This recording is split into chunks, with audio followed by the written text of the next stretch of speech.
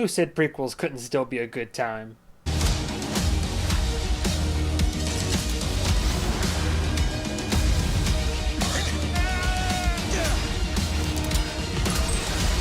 Let's end this as gentlemen. After all, manners maketh man.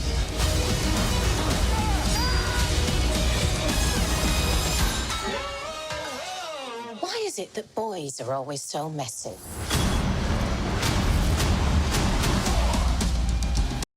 And today we have, after however many delays, what's it been, 2 years? We have The Kingsman. Alright, so it's technically the third in the series, but it's still a prequel to the Kingsman movies. First Kingsman, I really enjoyed. I think everybody agreed. Everybody pretty much loved it. Great action flick overall. Good cast. Looked good. Had a certain style and flair to it. Good blend of comedy, R-rated violence, spy adventures, but was still with like gentlemen in that class and, you know, it's people in suits dressing nicely and doing cool things. And then Kingsman Golden Circle, the sequel, came out, and I still thought it was pretty good. People thought it kind of fell from the graces of what the first film had established, but it did give us country road. Pretty powerful stuff. But I do agree, I think it could have used a more compelling villain, and we're not here to review that one. They finally announced The Kingsman, which is a prequel that shows how the entire Kingsman Foundation was established, basically, back in the World Wars and all that. So, look, when it comes to prequels, I kind of have like a love-hate relationship with them. For a movie to really have that emotional punch, there has to be stakes. And if you're having a prequel, you kind of already know ultimately what happens and where things are going to end up. So unless the prequel really holds its own, then very often it doesn't entice me too much. Technically supposed to be a 2020 release. I'm sure this movie was finished a long time ago, but it came out at the tail end of last year, 2021. Honestly, if you want my opinion, they should have waited. I mean, I even would have waited. If maybe summer blockbuster, maybe even early 2022, because instead they put it out in the same month as No Way Home. Again, why you would release so many big films like this and The Matrix and all these others on the same month as No Way Home beats me, but hopefully they made back some of their box office. I don't know. But it's directed by Matthew Vaughn. You would know him, obviously, because he directed the previous two Kingsman films. You might also know him because he directed Kick-Ass. Remember Kick-Ass? I loved Kick-Ass when I saw it. I thought it was great. I still think it holds up. A lot of people like it. Again, sequel, people have mixed reviews on, but let me just say before I go any further, I have very much come to appreciate Matthew Vaughn's style of directing. Now, regardless of the movie as a whole, how as a film it is shot, and especially when it comes to action, look, have whatever qualms you will about the story of the Kingsman movies, but I think Matthew Vaughn is one of the top directors of action right now. Like how to properly, in my opinion, properly direct action sequences, fight scenes, action in general. To show you, all you gotta do is pull out a little bit with the camera, show us what's going on, what you're working with, so that all the movements can be caught on screen. There's impact, good sound mixing, the visuals are clear, it's well acted, and just enough violence where, you know, damage being done on both sides. Long and the short of it is that this man knows how to shoot action scenes, and this movie is no exception. You could call it an ensemble cast. It's more like there's a bunch of people that as you're watching this, you'll say, I know that guy. But the two main guys are, and I never say his name right, but Ralph Fiennes, him. You gotta know him. We have Harry Potter, like Lord Voldemort over here. But also he's been in other stuff, obviously. Most notably on my channel, I didn't talk about him, but he was in No Time to Die. He was in a few of the last Daniel Craig Bond films. But massive filmography from this guy. No complaints. He's a stellar actor.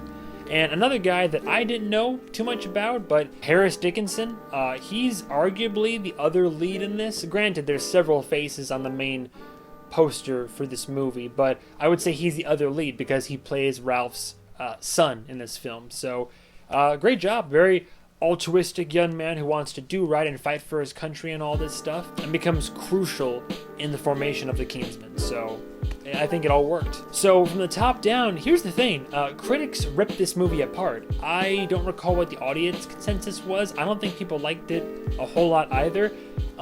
I really enjoyed this a lot more than I thought I would. It is by no means a perfect film, but for what it's supposed to be, which is a prequel film to the Kingsman movies and a prequel action film at that, it definitely nails the action. I think that it was fun, surprising, like there were funny moments and all that. I think the only parts that don't really work, and I'll get into those in a bit, I guess would be more story related, but in terms of an action film, I wish more action films kind of took the same liberties this film did with how action is shot, choreographed, and done on screen. I mean, the Kingsman movies, in my opinion, have always done action well, and Matthew Vaughn, when it comes to his camera work, he makes it his own. Like, it's a little stylistic here and there, but he never over embellishes. The same thing with the violence. Like, the Kingsman movies have always had their share of gore and violence, but it's never been like so much so where the film becomes the violence. But whenever there is violence, it is realistically R-rated, and that's the effect you see on screen. The movie looks good overall. I think, like, visually speaking, the aesthetic of now we're going back to the World War times and all this, and you've got that with the Kingsmen, so you still have the suits, but the military, the old guns and tech of yore, and they take a lot of liberties with politics and why certain people went to war and the impetus behind all that. I mean, you got disputes and dancing on tables over here. They take some liberties for sure, but it's in service of the Kingsman narrative, which has never been to be immensely grounded in reality, but merely to kind of play off of reality. There were some surprisingly dramatic moments. There's a few moments where I got a little teared up here and there. Perhaps I'm over-romanticizing all of this, but I thought there were some emotional moments. Not a lot, but a few that kind of hit home. And it's all well acted. Like, the casting is good. The cast is good. Everybody does a good job with what they have, but like I said, the film's not perfect. Some of the dialogue and scenes can be a little heavy-handed. There's not so much nuance. There are a couple good twists, but if you are looking hard enough past the surface level, you can probably figure out what those twists are.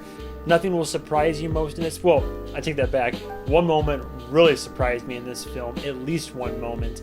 You watch it, you'll know. But one moment almost shocked me. But I was impressed, and I gave the film a little round of applause for doing it. Yes, the dialogue in bits and pieces here is a bit heavy-handed, and it's kind of there's not like foreshadowing, but there's like, okay, well, you can kind of figure it out. There's not really any nuance to it. I'm going in circles now, but that's what I'm saying is the only thing to elevate this film even higher for me is if the dialogue or the script had some, like, spruced up a little bit, maybe another rewrite or two, basically. The movie does move a bit too fast in some bits. I mean, I don't want to go as far as to say it has pacing issues. Again, this is an action movie, high-flying type of high-octane fun. Not quite as so as Fast and Furious, but we're moving at a pretty expedient pace. You know, you give your main character a direction, and then they're there. It's like, we're here in this country, now we're here, now we're there, now we're doing this. Like, it moves. The film definitely is not slow.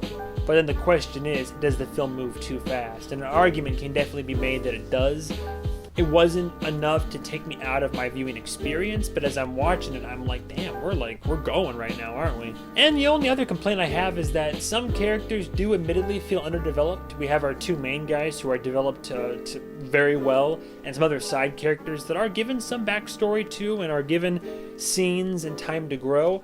But there are some characters that you would think, since they're featured heavily in the trailers and since they play their parts in the movie, everybody plays their part, but I would have also liked to have seen more depth to them to give me even more emotional stakes, because I had emotional stakes for like a couple people in the movie, but I would have liked to have had kind of, you know, even in the older Kingsman movies, a lot more characters got a lot more development without dwelling too much or going into it, but they could have done more of that here. I think the only mistake they really made when they made this movie was release date. I don't know why they decided to. I get the delays, COVID, that's perfectly fine. I almost forgot it was coming out, but to the timing of release when they finally gave it a release, just I guess the studio was just like, we got to get this film out of here, so it's unfortunate. Hopefully it gains back some notoriety or some funding from streaming, who knows. Honestly, I'd say it's worth it in theaters. I had a fun time. Again, it's not like an Oscar-winning movie here, but I think it's a good time. If you like the previous Kingsman movies, I personally feel like you will enjoy it. More so than the original, maybe not. Some people are saying it's better than 2, but again, personal preference is all your own. So, all things considered, it does action very well. What it does well, it excels in, but there's enough flaws to dock it down from what would otherwise be a really perfect film. So, I'm in a very generous kind of turn of events here, and I'm kind of surprised that I even thought this going out of the movie, but I'd honestly give The Kingsman a low 4 out of 5. I give it a low 4 out of 5. I think it's a good addition to the series right when I was getting worried about it. I'm surprised that people are kind of ripping it apart. I don't think it was terrible or like rotten. Is it original? Heavens no. It's very hard to be original these days, I'll admit. But for what it is as a movie and how the execution is done, it gets a little bit over the top. It could use some better writing. It could use some more development for certain characters, and the pacing could slow it down just a tiny little bit. But overall, it's a really good prequel, surprisingly. It's a fantastic action movie with great, well-directed action, and I would definitely watch it again because I'm going to watch it again. Thank you guys and gals so much for watching. That's my review of The Kingsman. I'd say check it out. It's worth it. If you're not into action movies, then maybe skip this one, but who knows. Thank you so much for watching, and goodbye, travelers.